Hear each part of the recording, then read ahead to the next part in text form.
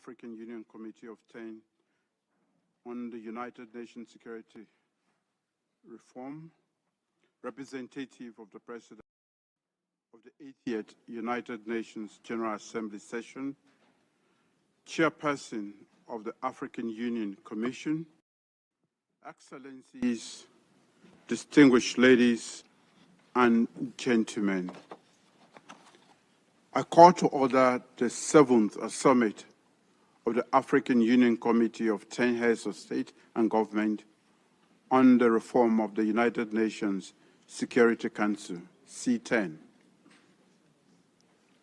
It is my singular honor and to warmly welcome all of you to this historic commemorative summit of the C10, convened on the margin of the high-level week of the 80th session of the United Nations General Assembly.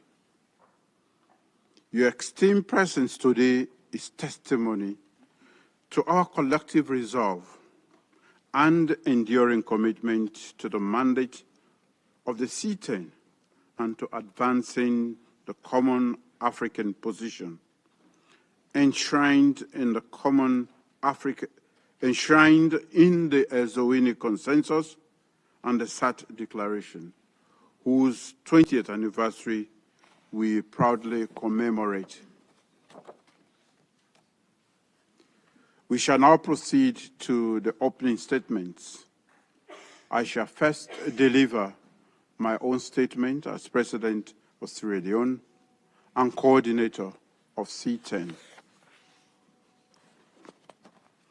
Your Excellency, Chairperson of the African Union Assembly, Your Excellencies, Heads of State and Government of the African Union Committee of 10 on United Nations Security Council, representative of the President of the 80th United Nations General Assembly session, Chairperson of the African Union Commission, Excellencies, distinguished ladies and gentlemen, I'm honored to welcome you to the 7th Summit of the African Union Committee of 10 on Security Council Reform, a gathering of great historical significance.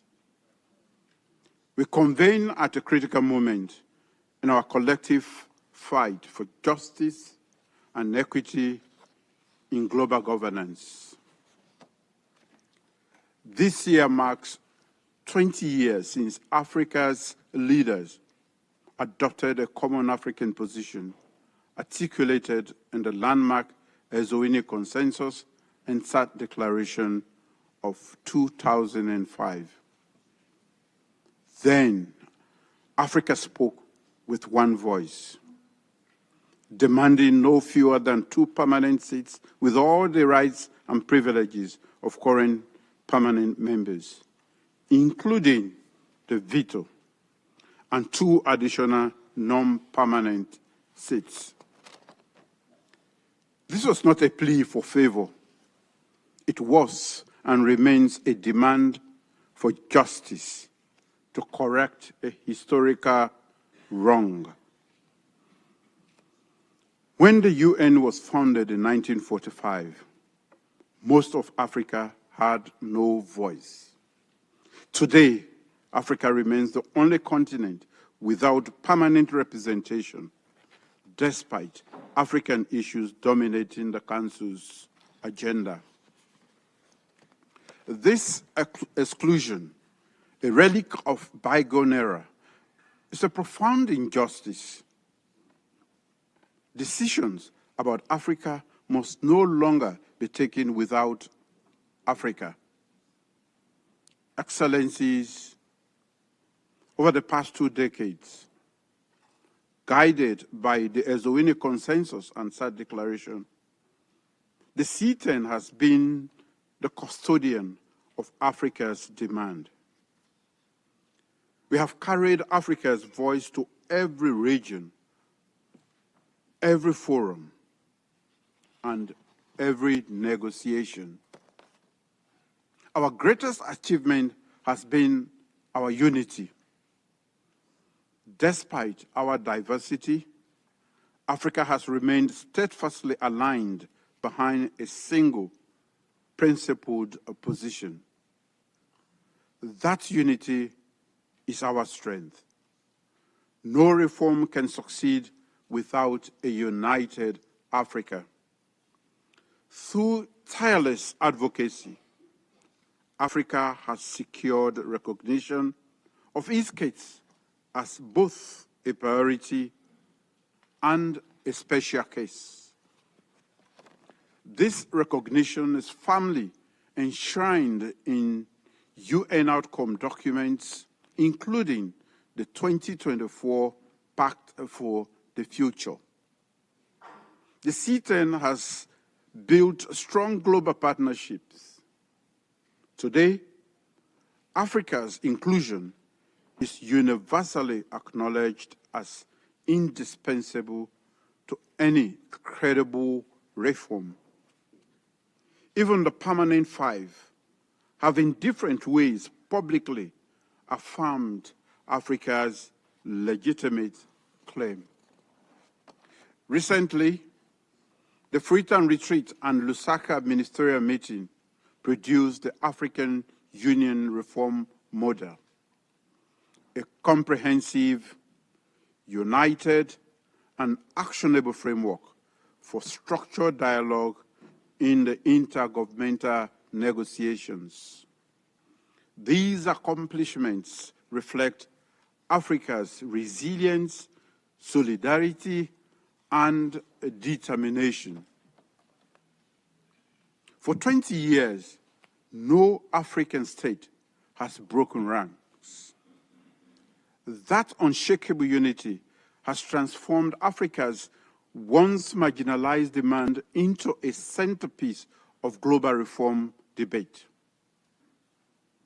Excellencies, the hard truth is that our ultimate objective has not yet been achieved. 80 years after the establishment of the United Nations, the Security Council still operates under a structure that excludes Africa. This not only undermines the Council's credibility, but also challenges the universality of the UN as a whole. Today, therefore, I must restate Africa's clear and legitimate demand. To the permanent members, I reiterate that recognition should be accompanied by a genuine political willingness to take action. To member states involved in the intergovernmental negotiations, let us use the structured dialogue to build consensus on outcomes rather than recycle entrenched positions.